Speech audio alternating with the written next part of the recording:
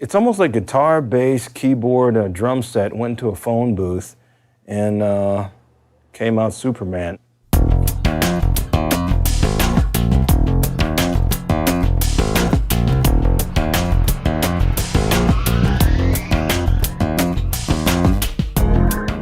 Railboard, to me, is the next generation of stick. It's more than the next step of the instrument's evolution.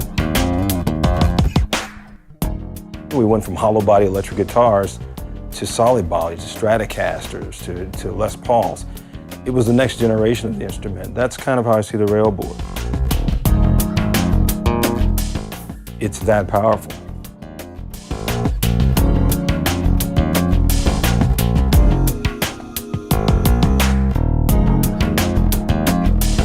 There are no guitars like that.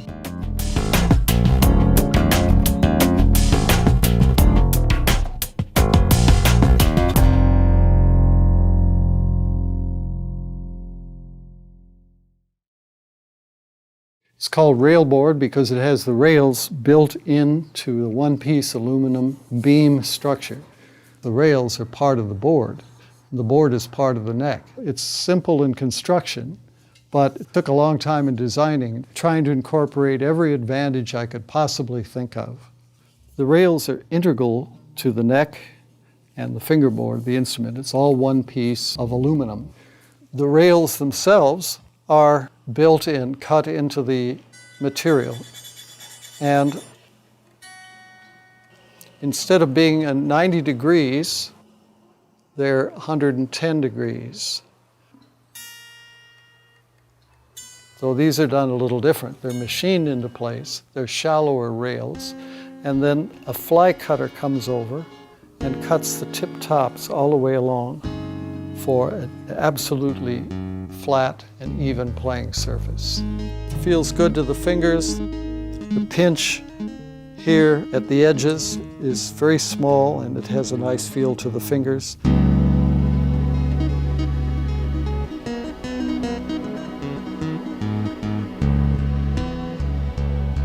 I think of it like an aircraft carrier. You have the beam itself, and then you have 7 parts that fit onto it. The headstock assembly, the neck strap, the flaps, which are the dual nut unit at the other end, the pickup block, the bridge, the truss rod, and the belt hook. So in creating this Railboard model, there were several advantages that I wanted to bring about on a new model, things that would make the playing easier and sound better. And so one of them is this distance here. It's extra distance from the first fret back to where the nut is. It's an extra 1 3/4 inches. And so when you tap the strings down at this very first fret, they sound like all the other frets going up. And they feel like all the other frets as well. I made it so it would play easier. The setup can be made very low, lower than I've ever been able to get them before, on any wood or any kind of material.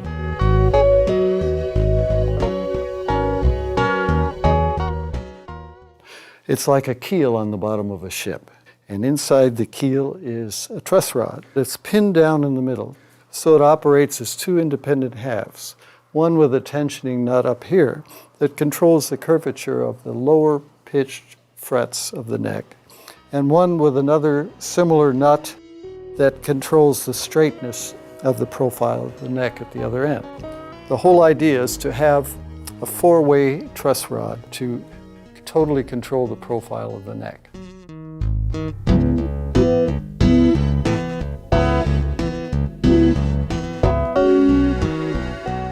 This is the bolt-on headstock that bolts onto the aluminum beam. It's a new innovation, injection molded with 10 tuning pegs.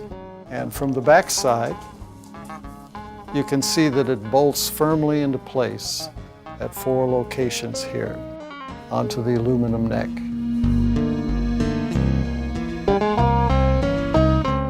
This is the R block.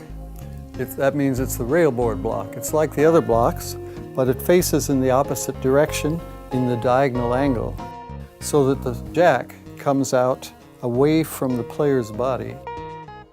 The pickups are height adjustable to dip them down in the middle and get them close on the outside.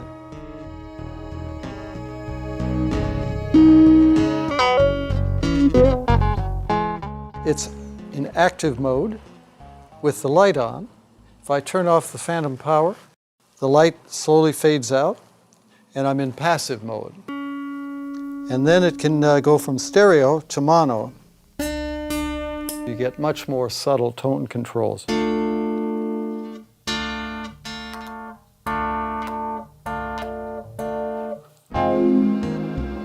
So it's dual controls for the mono and single panels for the stereo.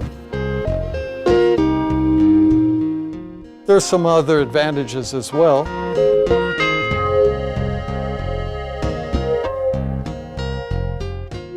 It has built-in MIDI channel. MIDI is optional on it for the melody strings or the bass and the melody. And it has these bowl-like markers that are recessed into the aluminum.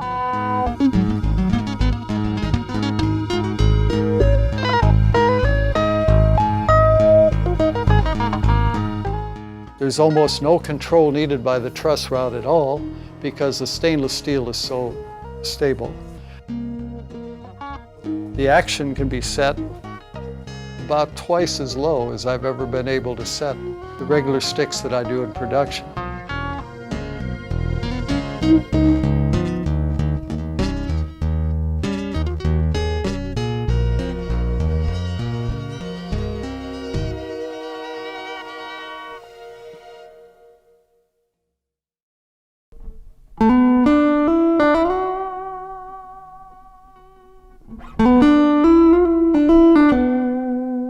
The inspiration was out of pain and hard work. It's like years and years and years of setting up instruments and doing fretwork laboriously like a jeweler.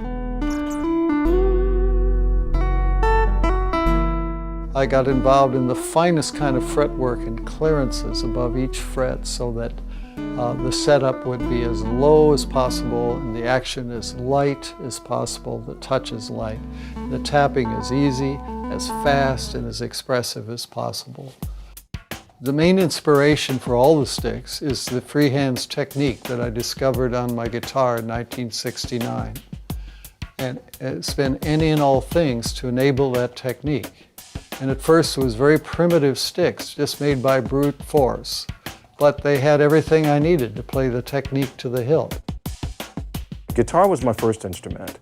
When I got in the stick, I looked at it as kind of the best of all worlds. It has more range as far as more lows and highs. It's a touch-based instrument, so I mean, with bass guitar, for me to do, that's a two-handed line. I still have one hand left, so I can, and more fingers on the board, I can still slap, do all the other bass tricks. So, you know, you can't do that on guitar. You can't do that on bass. You can't do that on keyboard. Those are tricks that are very unique to this instrument. So it gives you all this freedom.